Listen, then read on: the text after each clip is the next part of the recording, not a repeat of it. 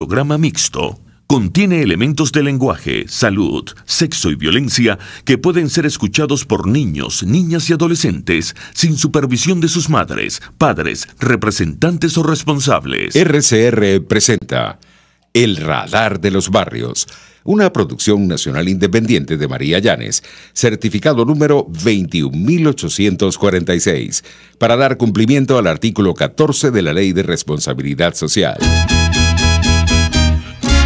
El radar está encendido en los barrios. Toma la radio para hacerse eco de los que no tienen voz, planteando problemas y soluciones. Es el radar de los barrios. Las comunidades se organizan más allá de los colores políticos porque saben que la polarización es una trampa. El radar de los barrios, con las verdades que el gobierno evade y que otros ignoran. Comienza El Radar de los Barrios, con Evelyn Martínez y los voceros de las comunidades del país. Que la calle no calle, el barrio está en la calle reclamando sus derechos. Que la calle no calle, la calle es la esperanza que alimenta nuestro empeño. Muy buenos días a toda la gran audiencia de Radio Caracas Radio y de Radar de los Barrios. Reciban un cordial saludo y sean bienvenidos una vez más a otra emisión de Radar Salud, un espacio para informar, denunciar, ofrecer propuestas y soluciones para la educación y prevención en salud, sector muy afectado por la grave crisis humanitaria que atraviesa nuestro país. Quien les habla, María Llanes, vocera de salud del Radar de los Barrios. Recordándole a nuestros oyentes una vez más que pueden enviar sus comentarios a la cuenta de Twitter @RCR750. Nos puede enviar un mensaje al sistema Dilo a través del sistema Dilo al número 3456. Nos puede llamar al 0212-482-9750. Nos puede ver y escuchar a través de rcr.tv, también por Periscope, siguiendo la cuenta @RCR750 y en Facebook Live, porque estamos en la radio que se ve. Estimados amigos, quisiéramos comenzar el programa con un titular muy resaltante de apenas hace 2 días y del portal digital contrapunto.com, que salió reseñado en este portal. Dice lo siguiente este titular: Viceministro Armando Marín recibió al gremio de la salud tras 45 días de paro. Victoria. Así calificaron los representantes de la salud este miércoles, día número 45 de protestas en reclamo a sueldos justos y mejores condiciones laborales. Por primera vez desde el inicio de esta ola, son recibidos por un ente gubernamental. No queremos palabras. Hemos sido objeto de muchas promesas y muy poco cumplimiento. Este nuevo gerente del Ministerio de la Salud que cumpla con su palabra. Fin de la cita. Sostuvo la presidenta del Colegio de Enfermeras del Distrito Capital, Ana Rosario Contreras. Y bueno, en este titular y con un comentario, pues aparte de este titular, tenemos entendido que los trabajadores de la salud acordaron incorporarse a mesas técnicas de trabajo que serán instaladas por el ministerio sin abandonar la protesta, sin abandonar el paro, que ya tiene 45 días. Por supuesto, sin dejar de atender a los pacientes de las áreas críticas como se ha venido realizando este paro. Entre otras cosas, esperarán respuestas con relación al ajuste del salario, pero también exigirán que se vislumbre una solución a esta grave crisis de salud. Contar con los insumos y materiales médico-quirúrgicos, medicamentos, infraestructura hospitalaria, en fin, todo lo que ya conocemos. Yo quisiera acotar que estas mesas técnicas de trabajo, personalmente, en esas mesas técnicas yo no confío. No confío. Siempre se han caracterizado por promesas que al final no se hacen realidad. Hacen dilaciones, son expertos. Las autoridades de salud han sido expertas en más bien establecer dilaciones, promesas que van a ser incumplidas en estas mesas, y así acaban las protestas. Entonces, para hablar de esto y muchas otras cosas más, tenemos en el estudio a Freddy Ceballos, nuestro gran amigo Freddy Ceballos, muy conocido por todos, colaborador de Radar Salud desde hace tiempo y está ahorita con nosotros por el gremio farmacéutico, acuérdense, y quiero reiterarle, como lo hemos dicho en programas anteriores, y han participado en programas anteriores otros gremios a raíz de este conflicto de salud que ya lleva 45 días, como le dije. Han estado otros gremios en nuestro programa, pues hoy está el gremio farmacéutico con nosotros en el programa, con Freddy Ceballos. Bienvenido, Freddy, al programa. Muchas gracias, María, gracias por esta oportunidad de, como siempre, poder decirle a todos tus escuchas la situación que estamos viviendo en el país. Sí, yo quisiera, Freddy, que analizáramos, porque tú estuviste presente en esa actividad que se realizó hace 2 días, pues, esa concentración en la Plaza Caracas, a las puertas del ministerio. Se dice que tardaron 1 hora y media en ser recibido por el viceministro. Dime todo lo que aconteció ese día. Bueno, sí, yo estuve presente en la Plaza Caracas, también participé en la reunión que tuvimos con el viceministro. Perfecto. El viceministro, te voy a decir, tuvo una actitud positiva. Hubo otro que tuvo una actitud más política.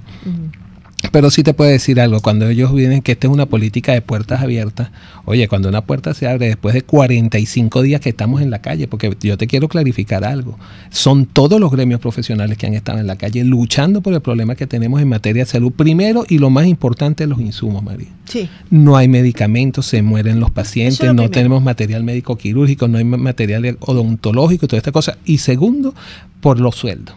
Porque lamentablemente nosotros ahorita tenemos profesionales, empleados y obreros que no pueden llegar a su puesto de trabajo. Una persona que vive en La Guaira o que viva en la periferia tiene una situación que no les da el sueldo para pagar el pasaje que tienen que pagar.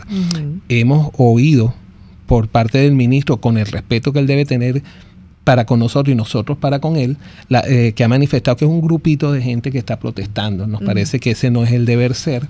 Lo otro es que le hemos dado un aumento de sueldo que llegan a los 27 millones de bolívares con todo lo que ellos involucran en eso.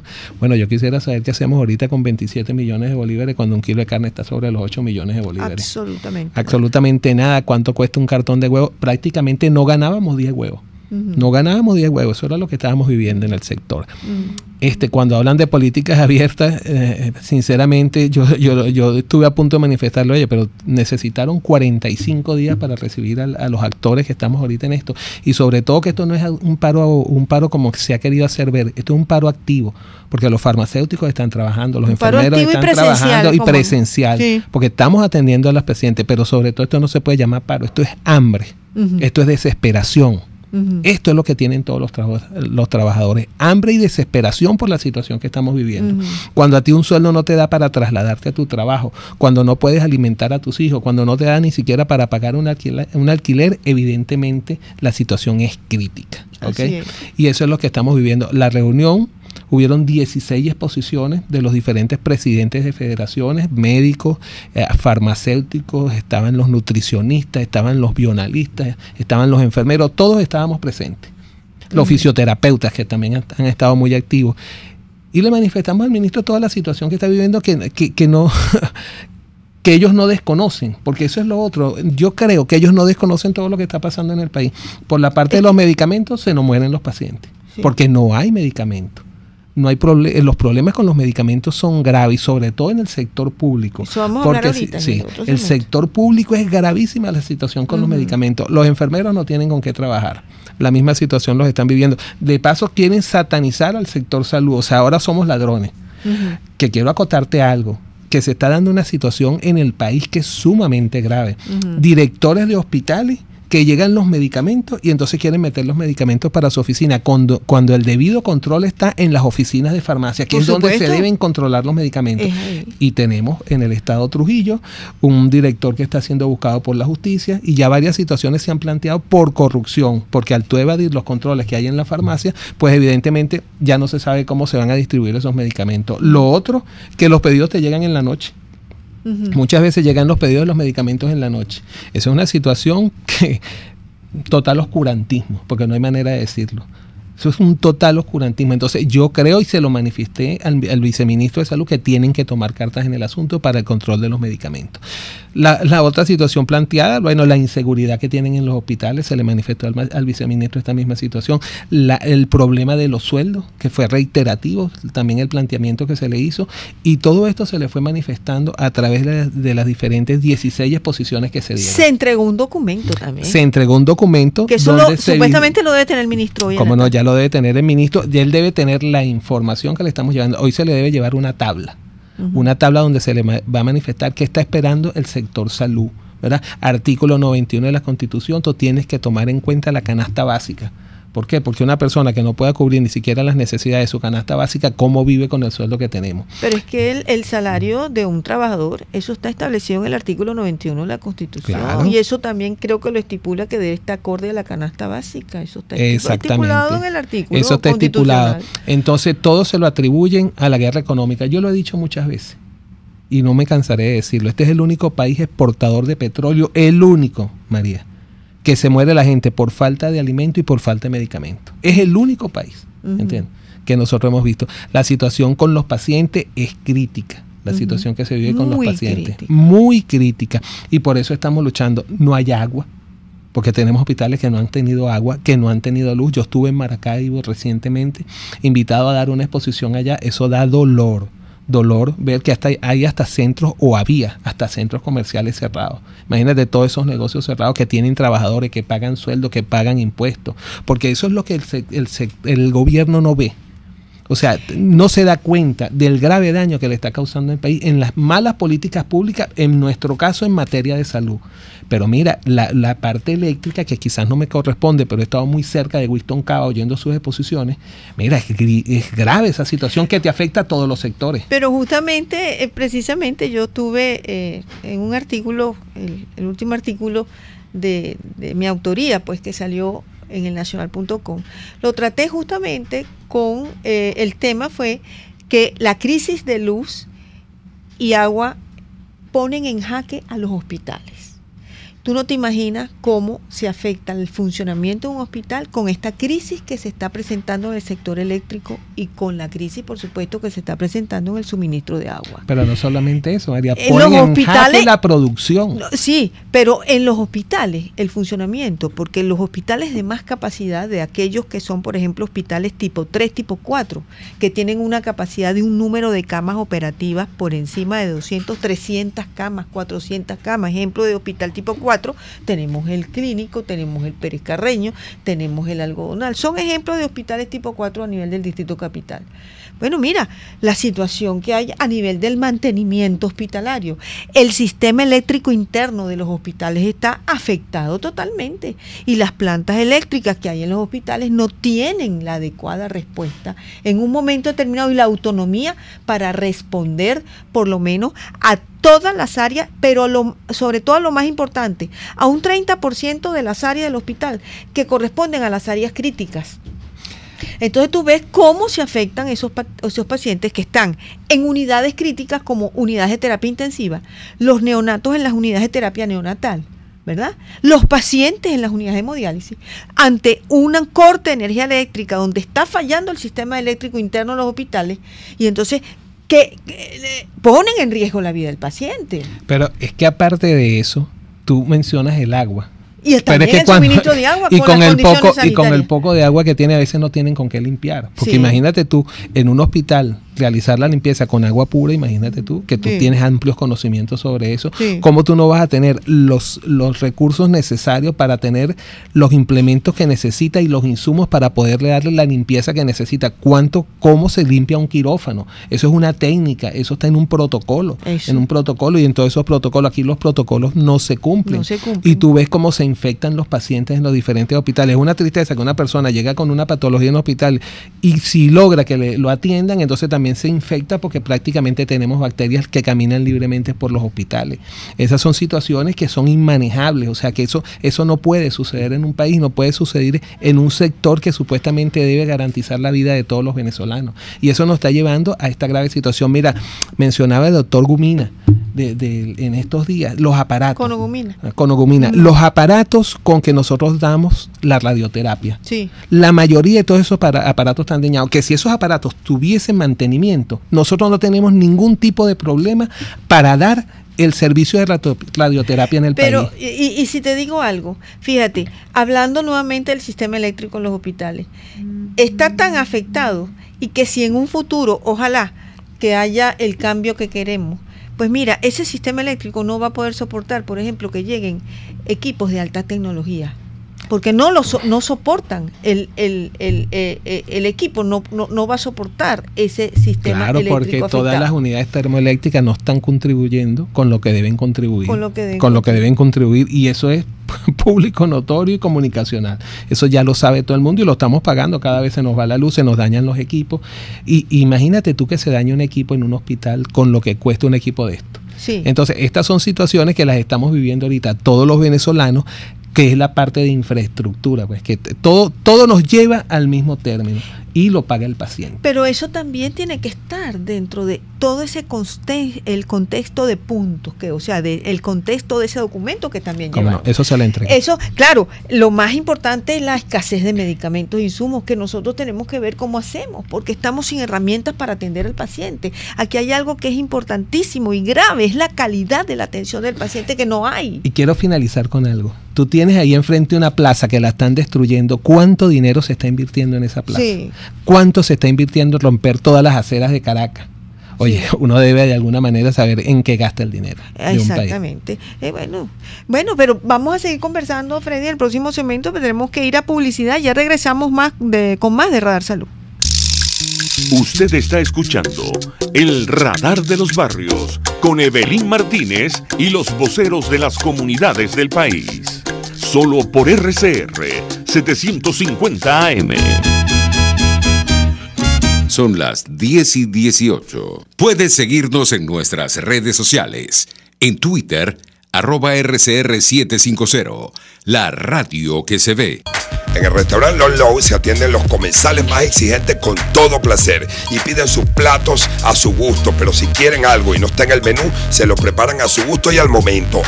Y los jueves, viernes y sábados hay música en vivo y bailable. Come, baila y goza en Lon Low, Santa Mónica, Avenida Teresa de la Parra, calle Rufino Blanco Bombona, a la derecha después del centro comercial. No te equivoques, parece chino pero no es. Bar Restaurant Lon Low, poquito pero sabroso, Hola amigos, soy María Corina Machado. Todos los martes, María Corina estará contigo por RCR 750 AM. Acompáñenme de 1 a 2 de la tarde. Contigo, María Corina. Todos los martes, contigo. Solo por RCR 750 AM. Porque lo bueno une. Una tribuna para exponer los problemas de su comunidad. El Radar de los Barrios, con Evelyn Martínez y los voceros de las comunidades del país. Solo por RCR 750 AM. Bienvenido a Radar Salud. Estamos conversando con Freddy Ceballos, el presidente de FEFARVEN, muy conocido por todos nosotros, un gran luchador y bueno, que está activo el sector farmacéutico en este conflicto de salud, que ya llevamos 45 días en el sector salud con este conflicto, Freddy. Pero aparte pues de todo lo que ya conversamos en el segmento anterior, con esta expectativa que tenemos en relación con la reunión del ministro esta tarde, que espero que se dé, ¿qué está pasando en la actualidad con el desabastecimiento de los medicamentos? Aparte de eso, quiero mencionarte algo, que fue la posición de la Federación Farmacéutica. Hoy es la reunión con el ministro. Me llamó mucho la atención y me hizo mucho ruido que nos convocaron fue a la Contraloría Sanitaria. La posición de la Federación Farmacéutica Venezolana y aprobada por todos los sectores, que si la reunión hoy no es con el ministro, nos retiramos de la mesa. Así mismo. Fue la condición que... Esa es la condición de todos nosotros y se le dijo ya por prensa. Esa es la posición de todos nosotros los gremios profesionales. Cuando hablamos de desabastecimiento, voy a empezar por la parte pública, porque es impresionante la falta de medicamentos en la parte pública. Mira, de Maracay se comunicaron conmigo pacientes de esclerosis múltiple. 2 años sin medicamento. 2 años sin medicamento a los pacientes de esclerosis múltiple. Si te vas a los pacientes hemofílicos, los pacientes hemofílicos están viviendo una situación gravísima. Desde el año 2016, casi 40 muertes. Cuando nosotros producíamos factores de coagulación en Quimbioti, nosotros producíamos factores de coagulación, producíamos albúmina. Bueno, pues lamentablemente esa es la situación de los pacientes hemofílicos. Si te vas a los pacientes que tienen la patología cáncer, los mismos médicos que se han comunicado conmigo me dicen, Freddy, el que quiera salvar su vida se tiene que ir del país o buscarse los medicamentos donde sea, porque no hay medicamento. El viceministro Marín mencionó los reactivos, que estaban ya llegando los reactivos del laboratorio. Pero fíjate tú, aquí se ha estado transfundiendo sangre sin hacerle serología. Sí. Una grave situación. Eso es un problema que inclusive denunciamos aquí. Eso es una situación crítica. Las bolsas donde están envasando la sangre están vencidas. ¿Entiendes? Una política que se ha hecho en el sector público como un denominador, el uso de medicamentos vencidos. ¿Por qué son esos medicamentos vencidos? Por la gran corrupción que ha habido en este país. Compran medicamentos próximos a vencer. Y esa es otra situación que vivimos. Si te vas a los pacientes de Parkinson, o sea, qué dolor ver cómo están los pacientes de Parkinson ahorita. No tienen medicamentos. Tienen medicamentos y programas pues que vamos a abordar más adelante que ni siquiera se están llevando a cabo. Entonces, tú ves la sumatoria de que hay en la farmacia de alto costo o que estamos haciendo con las políticas públicas en materia de salud. Es grave. Tuvimos una reunión con la Organización Panamericana de la Salud donde ellos manifestaron que están trabajando, que están haciendo, pero no baja la incidencia de malaria, no baja la incidencia de sarampión. O sea, son situaciones que todas esas enfermedades que nosotros habíamos prácticamente erradicado del país han reemergido, pero reemergido de una manera grave, cuando nosotros tenemos enfermedades que ya estaban erradicadas de aquí de Venezuela. Entonces, cuando uno va evaluando el sector público, se da cuenta que cada día estamos peor. No sirven los aparatos, no hay medicamentos, te puedo nombrar las diferentes patologías. Algo que nos llamó mucho la atención y que es grave. ¿Cómo es posible que un paciente hospitalizado que de repente esté padeciendo de un cáncer y no hay manera de amainarle el dolor porque aquí no hay un tramal y una morfina y ese paciente tenga que finalizar su vida con unos dolores impresionantes en los hospitales? Mira, eso peca ante los ojos de Dios. Freddy, ¿cuál es el porcentaje ahorita de escasez? Se sigue manteniendo un 85%, Mira, pero hay otros que en el dicen que sector inclusive público, está en más del 90%. En el sector público puede estar más alto la falta de medicamentos, muchísimo más alta la falta de medicamentos. En el sector privado puede haber bajado 1 o 2 punticos, pero ¿por qué ha bajado? Porque han llegado unos medicamentos, unos precios que la gente no puede comprar. Pero ¿qué nos está sucediendo? Llega un antibiótico en la parte pública, por eso redondeamos 80-85%. Llega un medicamento a la parte privada. Primero, el costo, y segundo, no tienes la capacidad de reponer los inventarios. Lo compraste esta semana, conseguiste el medicamento, cuando lo empiezas a dispensar, cuando tratas de reponer el inventario ya no hay. ¿Okay? Entonces se siguen manteniendo los niveles de falla. La farmacia que tenga poco poder adquisitivo por las condiciones económicas que estamos viviendo ahorita, donde los laboratorios de droguería quieren dispensarle o distribuirle los medicamentos a la farmacia de contado, porque eso es lo que nos ha llevado a esta situación país, sálvese quien pueda, y está acabando prácticamente con el sector y eso está afectando la disponibilidad del medicamento. Entonces, ante esas situaciones, cuando uno va viendo esto y que llega un medicamento y después no puedes reponer el inventario, que cuando el paciente llega a las puertas de la farmacia no puede pagar el medicamento. Mire, eso da dolor. Aquí han aumentado los accidentes cerebrovasculares. ¿Entiendes? Porque lo poco que se consigue a lo mejor no lo pueden pagar. Han aumentado las histerectomías. Porque ¿cuánto está costando los antibióticos? Una paciente que va a la maternidad, que le manden un antibiótico porque tiene tal patología y de repente entonces no lo compra, entonces después te vuelven allá con una septicemia o te vuelven de tal grado que pasan a hacerles una histerectomía. Los medicamentos para sistema nervioso central. Yo viví en el hospital clínico un caso, María, que es emblemático. Se me acerca un muchacho y me dice, ¿cómo es posible, Freddy, que están esperando que se muera un paciente para extraerle el marcapaso para podérselo colocar a mi mamá? ¿Tú crees que eso es posible, que en el hospital clínico universitario no haya un marcapaso?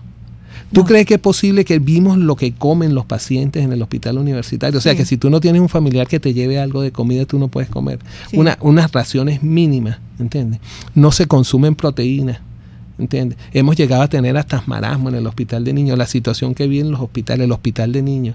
Esa es una situación que nosotros tenemos que analizar, esos niños que viven, que llegan ahí y la situación que están viviendo esos bebés, porque no tiene otro nombre. Y todo esto se va concatenando, entonces no tienes tampoco los reactivos. no hay reactivos. Los laboratorios están prácticamente en un paro obligado. Ojalá lo de los reactivos sea una realidad o se traduzca en una realidad, a ver si nosotros podemos surtir los laboratorios de los diferentes hospitales para que tú tengas la información, porque esa información la necesita el médico para poder prescribir los medicamentos o para analizar cómo está la situación o cómo son los niveles de algún nivel en el cuerpo humano, y todo eso se necesita y se requiere. Sí. Sí, Freddy, una de las cosas también, porque es que es impresionante como en los hospitales, yo me informo por lo menos con el Hospital Algodonal. Tú sabes que yo tengo un alto sentido de pertenencia con el Algodonal. Claro. Yo fui presidente de la Sociedad Médica del Algodonal. Desde el año 2007 yo estoy activa, fui muy activa desde que se inició esta crisis, y que desde el 2013 se ha venido profundizando hasta los actuales momentos, en que cada año que pasa, y siempre lo hemos reiterado en el programa, sí, por eso, cada año que pasa, el pronóstico es mucho más sombrío, es mucho más preocupante con respecto a la crisis hospitalaria. Y yo me asombro porque yo llamo al Algodonal y me dicen: doctora, aquí no ha llegado a farmacia ningún medicamento. O sea, pasan hasta 3 meses, 2, 3, 4 meses y no ha llegado un medicamento. Bueno. Y lo que llegan, y cuando llegan de vez en cuando, vienen en presentación en ampollas, es decir, para uso endovenoso, uso intramuscular, pero tabletas jamás, no están llegando. No tienen antibióticos vía oral, no tienen antidiabéticos vía oral, no tienen analgésicos vía oral, no tienen eso. O sea, es algo que está, oye, mira, no hay una distribución, o sea, no hay un suministro regular en los hospitales, como tiene que ser. Bueno, fíjate tú, en el Hospital del Vigía. En el Hospital del Vigía. Pero vamos a hablar de eso en el próximo segmento. Tenemos que ir a una pausa y ya regresamos. Usted escucha El Radar de los Barrios, detectando problemas y promoviendo soluciones, por RCR 750 AM. Son las 10:28. Puede seguir nuestra programación a través de rcr.tv, la radio que se ve. A continuación, titulares. Un juez de Estados Unidos autorizó la incautación de Citgo, filial de PDVSA. Juan Andrés Mejía, dirigente de Voluntad Popular, afirmó que son ilegales los allanamientos a las residencias de los diputados Julio Borges y Juan Requesens.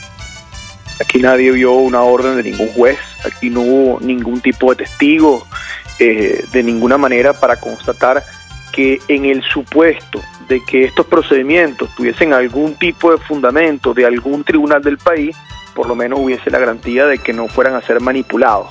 Lo más probable, y es lamentable decirlo, es que en los 3 casos en donde se realizaron allanamientos se hayan hecho de manera irregular y hayan servido en todo caso para tratar de inventar pruebas que no existen. Y yo creo que ellos me refiero, quienes están en Miraflores, deben haber recibido con mucha claridad el mensaje que enviamos ayer desde la Asamblea Nacional, y deben haber tratado de recoger los vidrios de las últimas 48 horas. Me refiero a la intervención, a la entrevista que le realizaron a Tarek William Saab, en la que, por ejemplo, le preguntaron una y otra vez cuáles son las pruebas que vinculan a Julio Borges y a Juan Requesens con este supuesto atentado, y no hubo ninguna respuesta. Y ayer lo ratificamos de la Asamblea Nacional: no hay pruebas, no hay ningún elemento que vincule a estos diputados con estos hechos, como nunca los hay en los casos de detenciones de políticos de nuestro país. Probablemente no va a haber un juicio, y si lo hay será totalmente amañado. Y bueno, evidentemente, pues al escuchar eso, darse cuenta del desastre que habían hecho, estarán tratando entonces de inventar unas pruebas donde efectivamente no las hay. En el estado Zulia, un apagón lleva más de 8 horas en varios sectores de Maracaibo. En internacionales, a 321 se elevó la cifra de fallecidos por el sismo de 6.9 registrado en Indonesia el pasado fin de semana. Y en los deportes, en el baloncesto profesional venezolano, Trotamundos de Carabobo y Guaros de Lara protagonizarán mañana en Barquisimeto el 7º y último partido de la serie final de esta temporada. 10:31.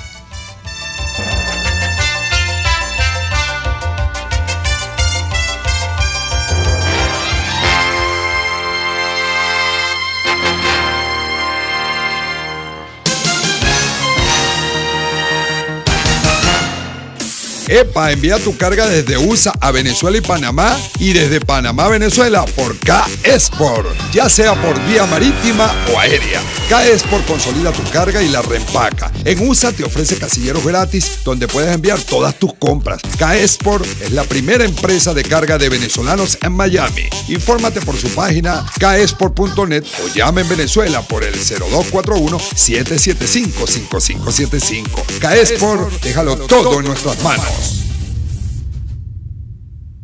En Ávila Gallery tenemos los más hermosos vitrales para embellecer tu casa, locales comerciales, oficina y todos tus espacios. Elaborados por nuestro artista exclusivo Javier Illarramendi. Abstractos, ávilas, lámparas Tiffany's y todo en vitrales. Síguenos en Instagram por @AvilaGallery1 o llámanos al 0414-127-4060. Ávila Gallery, tu centro de arte moderno. Cuando pienso en frescura, pienso en Central Madeirense. Y sé que solo allí encontraré lo mejor en productos de primera calidad, donde las frutas y vegetales son traídos directamente del campo, con olor a tierra fértil, a tierra venezolana. En Central Madeirense son más frescas. RCR 750 AM, porque lo bueno une. El siguiente espacio educativo va dirigido a niñas, niños y adolescentes. La Fundación Bancaribe para la Ciencia y la Cultura presenta los hechos, las personas, las ideas que tejieron y cambiaron nuestra historia. RCR presenta Historia Portátil, una producción nacional independiente de Arlenis Olivero, certificado número 4349. Hoy presentamos No Más Concesiones. La noticia era dinamita, no más concesiones. En el año de 1959, por boca del ministro de Minas e Hidrocarburos, Juan Pablo Pérez Alfonso, el principal ícono del nacionalismo petrolero venezolano, el gobierno de Rómulo Betancourt le anunciaba al país y al mundo que el Estado venezolano ni daría nuevas concesiones petroleras a las compañías, más nunca, ni renovaría las que ya existían. De acuerdo a la ley de 1943, las concesiones petroleras que en ese momento existían durarían 40 años más. Las que se otorgaran nuevas tendrían también una duración de 40 años, con la provisión de que transcurridos 20 años de esos 40, el Estado decidiría si prorrogaba el vencimiento de las concesiones por 20 años más. Hablando en fechas, eso significaba que casi todas las concesiones se vencían en el año 1984, y que hacia 1964 el Estado venezolano decidiría si las prorrogaba 20 años más, es decir, hasta el año 2004. La decisión estaba clara. No se renovaban las concesiones. Esta era una decisión de grandes consecuencias. Enteradas de que tenían que irse en el año 1984, las compañías concesionarias ya no tenían motivos para seguir explorando y descubriendo petróleo. Con lo que tenían en reservas por sacar y vender, les cubría de sobra hasta esa fecha. No tenía sentido descubrir un petróleo del que se beneficiaría el que viniera después de ellas, pues todavía estaría bajo tierra. Las compañías dejaron de invertir y de explorar, y para 1973 la industria petrolera venezolana estaba en situación crítica. Para esa fecha se calculaba que quedaba petróleo para unos 20 años más. Nada. Era evidente que todo eso ocurriría y Pérez Alfonso tenía que saberlo. ¿A qué obedecía, pues, esa decisión? Pérez Alfonso tenía unas ideas muy firmes, que no es lo mismo que acertadas, sobre cómo sacarle el mejor provecho al oro negro, a ese mismo al que dentro de unos años llamará excremento del diablo. Entre esas creencias se encontraba la convicción que tenía Pérez Alfonso de que en Venezuela quedaba poco petróleo por encontrar. Siendo así, había que graduar al máximo la explotación del que quedara, y eso no podían hacerlo las compañías, que estaban sujetas a la lógica de la máxima ganancia. Por su parte, el mismo Estado venezolano no podía tampoco disminuir el ritmo de explotación, pues necesitaba esa plata. Así que se siguiera explotando, sacando y vendiendo al ritmo corriente el petróleo que ya estaba descubierto y en manos de las concesionarias. El que quedaba por descubrir que lo manejara directamente el Estado venezolano. Tenía Pérez Alfonso la convicción adicional de que mientras más tiempo pasara, se encontrarían formas cada vez más efectivas de rendir el petróleo y de sacarle provecho. Así que mientras más poquito a poco se fuera, mejor. Por eso una frase muy curiosa que se encuentra en sus escritos y que es: en petróleo el tiempo es oro, pero al revés. Así pues, no más concesiones. La geología y la tecnología dejaron muy mal parado a Pérez Alfonso. Había muchísimo más petróleo por descubrir y uno que en sus tiempos era inutilizable, la tecnología lo convirtió en riqueza útil. Eso no le hubiera hecho gracia, porque en el fondo de su alma, Pérez Alfonso quería que quedara muy poco petróleo por descubrir. Solo así nos veríamos forzados a liberarnos de él, a sembrar el petróleo. De otro modo, lo que iba a pasar es que nos íbamos a embadurnar de excremento del diablo. Muchos piensan que eso es en verdad lo que pasó. La Fundación Bancaribe para la Ciencia y la Cultura promueve el conocimiento de la historia y fomenta entre los jóvenes su estudio e investigación a través de iniciativas propias y en alianza con la Academia Nacional de la Historia y con otras instituciones.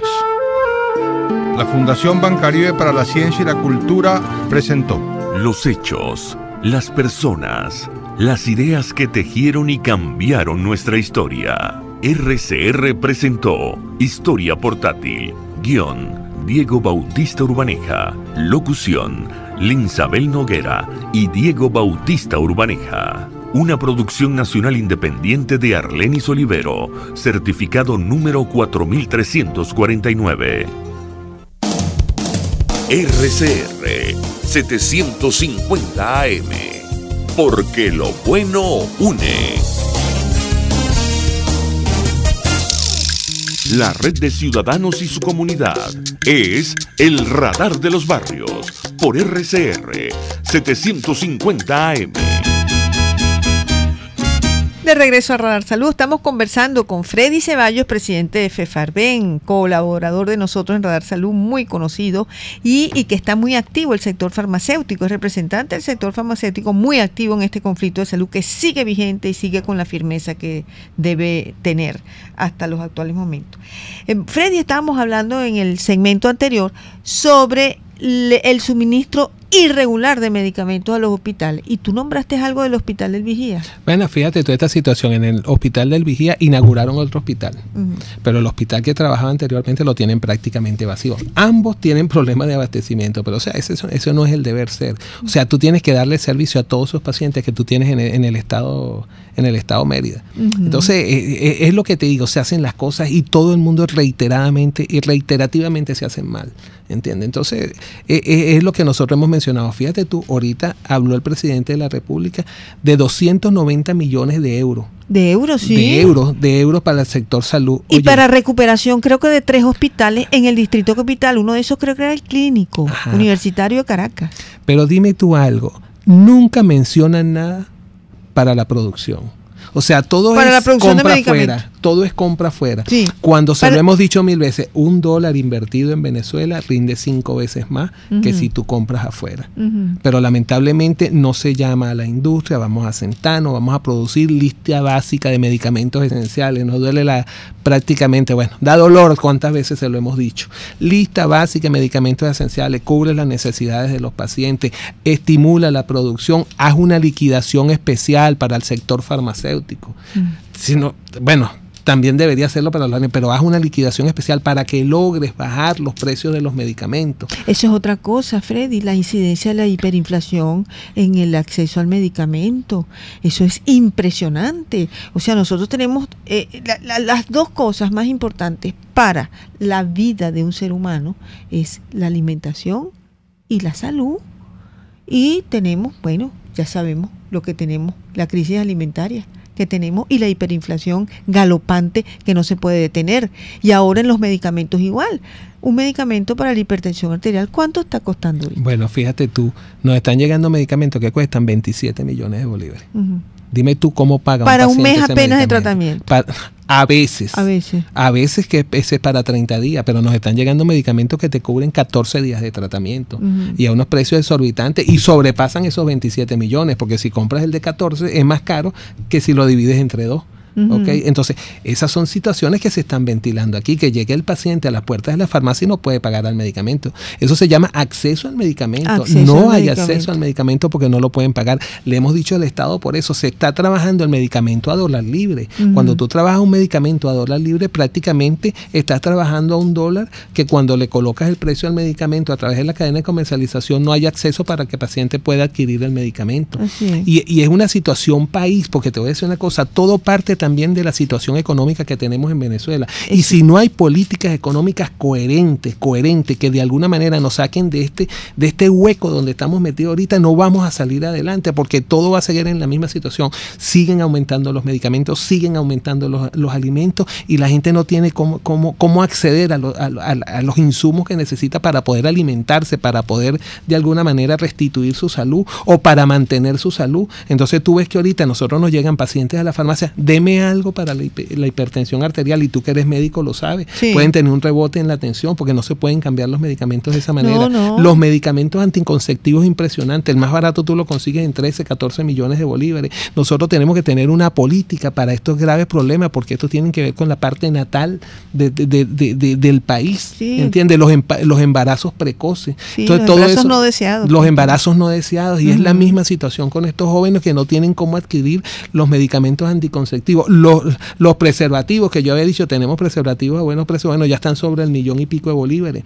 Eso es protección. Se abandonaron, María, lo que eran las políticas en materia de salud, en materia de prevención. O sea, ya eso no existe en Venezuela, ya nadie se le habla de SIDA, ya nadie se le habla de esas enfermedades que necesita tener educación el venezolano, y tener los muchachos hay que educarlos. La educación en este país se acabó, no hay educación sanitaria. No hay campañas de educación masivas a la población. Exactamente, y esas campañas de educación masivas son importantes para que ellos estén conscientes, porque tú me dirás, bueno, pero ¿cómo no van a saber que se usan un preservativo? No lo saben, lo saben porque nadie se los ha dicho. Ellos están naciendo a la vida y esos muchachos necesitan educación, y lamentablemente el Estado venezolano abandonó la educación sanitaria en este país.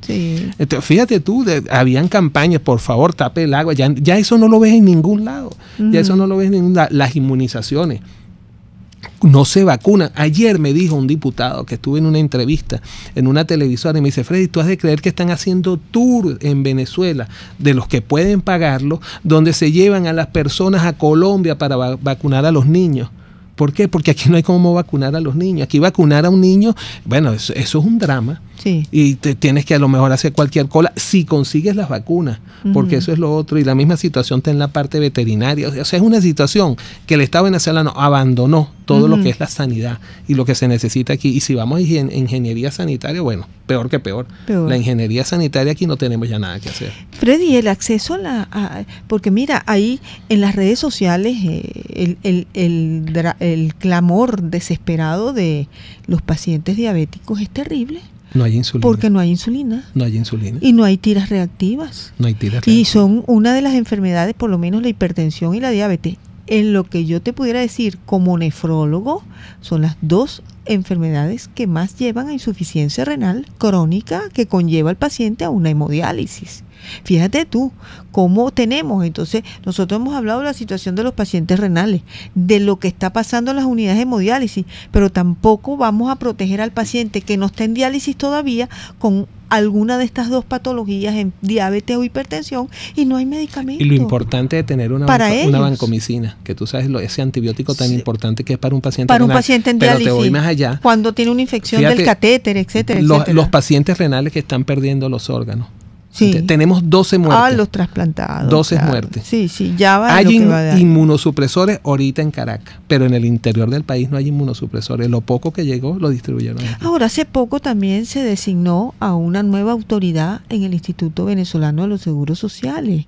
Yo no he visto hasta ahora, o sea, no he oído un pronunciamiento de esa ciudadana. No me recuerdo el nombre en este momento, chicos. Pero tampoco, no se ha pronunciado. Pero lo que sí te puedo decir que su atención debe centrarse en la farmacia de alto costo. Eso lo he reiterado en programas anteriores. Y lamentablemente no se ha centrado en la importancia de tener la farmacia de alto costo surtida.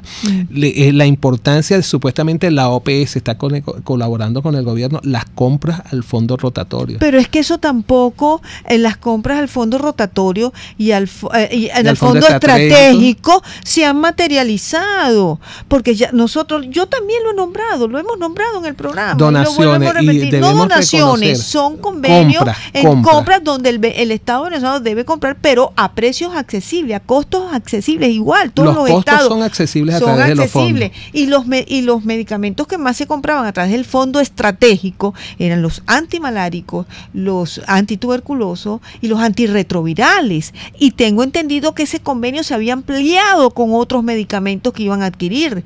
Hace 2 años, creo que en octubre del 2016,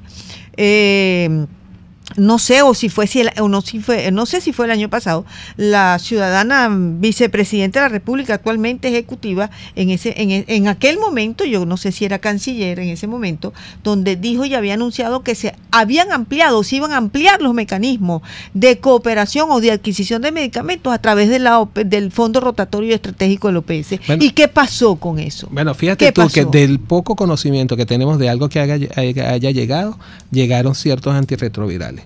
Okay. Pero el viceministro mencionaba, bueno, estamos trabajando en lograr esto, somos unas nuevas autoridades.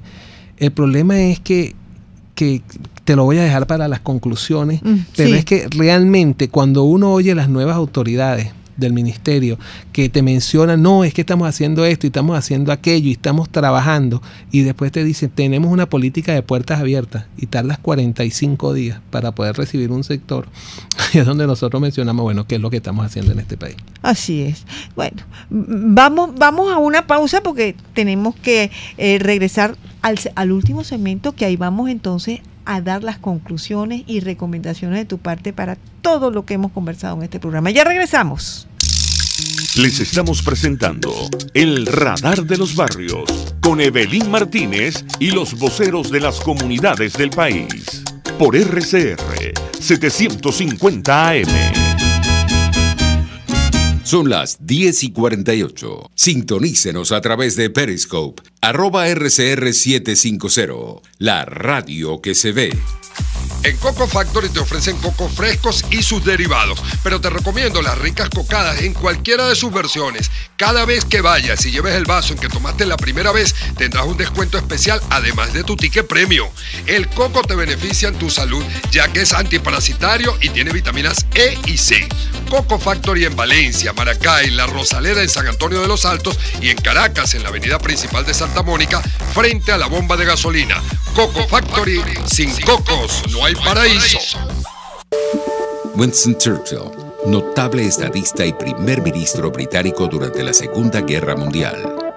Victoria a todo coste. Victoria a pesar del terror. Victoria aunque el camino sea largo y duro. Porque sin victoria no hay supervivencia. Conéctese a la emoción del hippismo nacional e internacional en Trasnocho Hípico, con la llave ganadora, Jesús Oropesa y Héctor Alonso. Estadísticas, entrevistas, pronósticos. Trasnocho Hípico, todos los miércoles, jueves y viernes a las 11 de la noche. Solo por RCR Deportes, 750 AM. Usted está escuchando El Radar de los Barrios con Evelyn Martínez y los voceros de las comunidades del país. Solo por RCR 750 AM. Regresamos a Radar Salud. Freddy, estamos en la recta final del programa. Vamos entonces a aprovechar estos pocos minuticos que nos quedan para tus conclusiones y recomendaciones. Bueno, fíjate, algo que le mencionamos y lo mencioné en la reunión que tuve con el viceministro. Aquí se nombra de ministro de Salud al doctor José María Vargas, rector de la universidad, propició los estudios médicos aquí en Venezuela, fue presidente de la República y fracasa. Porque por lo que primero que tienes que darle tú a una persona, si quieres en verdad que pueda trabajar, es recurso. Tienes que darle recursos y sobre todo le tienes que dar autoridad, algo que aquí no se da. En este país aquí no se delega nada. Aquí los ministros parecen unos floreros que llegan a los cargos y no pueden hacer nada. No dura sino un año. Y lo peor es que hay muchísima gente que acepta esa situación. Yo creo que aquí los ministros tienen que de alguna manera decirle al presidente de la República, si yo quiero trabajar, yo tengo que tener recursos y tengo que tener autoridad. Para el presidente de la República es muy fácil nombrar a una persona y ceder su responsabilidad, porque él mismo ha asumido esta responsabilidad. Cuando él se dedica, que él es el que toma las decisiones en todo y poco le importa lo que está pasando en Venezuela con el sector salud, pues la responsabilidad es de él. Y nosotros instamos al presidente de la República a que asuma su responsabilidad con respecto a todas las graves muertes que hemos tenido en este país. Lo otro es, se lo hemos dicho mil veces, haga liquidaciones especiales con el sector salud, unas liquidaciones para que de alguna manera esa liquidación especial baje el precio del medicamento, estimule la producción. Hay que estimular la producción en el país, hay que sentarse con los laboratorios que producen en el país, hablar de la lista básica de medicamentos esenciales y que se estimule la producción de todos los medicamentos, tanto la lista básica de medicamentos esenciales como la que no son de la lista básica de medicamentos esenciales, para darle y surtir al país. Y lo otro, tienes que establecer políticas económicas coherentes para salvar al país del gran debacle que tenemos en estos momentos. Pero pareciese que no se quiere hacer nada de esto y cada día las políticas siguen en vías de que haya mayor hiperinflación, menos acceso a los medicamentos y menos disponibilidad de los medicamentos. Y les recuerdo que las farmacias están quebrando y las farmacias están quebrando por la situación económica que tenemos y las políticas económicas que han asumido el sector. Así es. ¿Expectativas que tienes tú para esta tarde?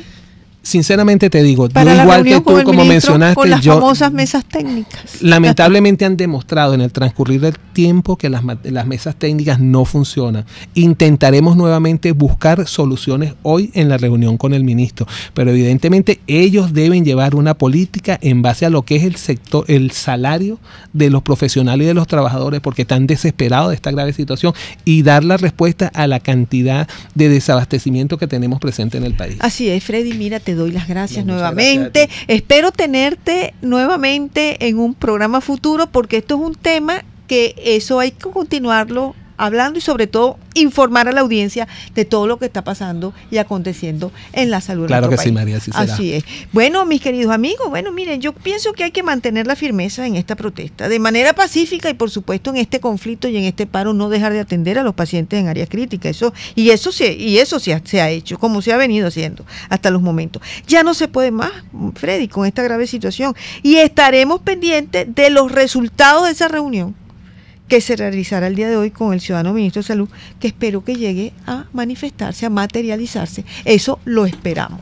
Bueno, y de esta manera despedimos el programa y lo hacemos a nombre de Jaime Nestares, en la dirección general de la estación, en la gerencia de producción Wilix Arcaya, en la producción del espacio Yelix Adonís, en el control técnico César Artiaga, quien habló para ustedes, María Llanes, vocera de salud del Radar de los Barrios. Recordándoles, un derecho no es lo que nadie te pueda dar, un derecho es lo que nadie te debe quitar. Señores, sociedad civil, todos los ciudadanos tenemos que acompañar a nuestros gremios, al sector salud, a este reclamo justo para rescatar el derecho a la salud en Venezuela. Hasta el próximo programa. Y los farmacéuticos vamos a seguir trabajando por Hasta aquí esta transmisión de El Radar de los Barrios. Arriba, donde casi nunca está la policía, donde rara vez sube el aseo urbano, donde solo de vez en cuando llega el agua. Allí sigue encendido el Radar de los Barrios, la tribuna de los que se atrevieron a construir soluciones, olvidándose del sectarismo político, porque todos somos venezolanos. RCR 750 AM. RCR presentó El Radar de los Barrios, una producción nacional independiente de María Llanes, certificado número 21846, para dar cumplimiento al artículo 14 de la Ley de Responsabilidad Social.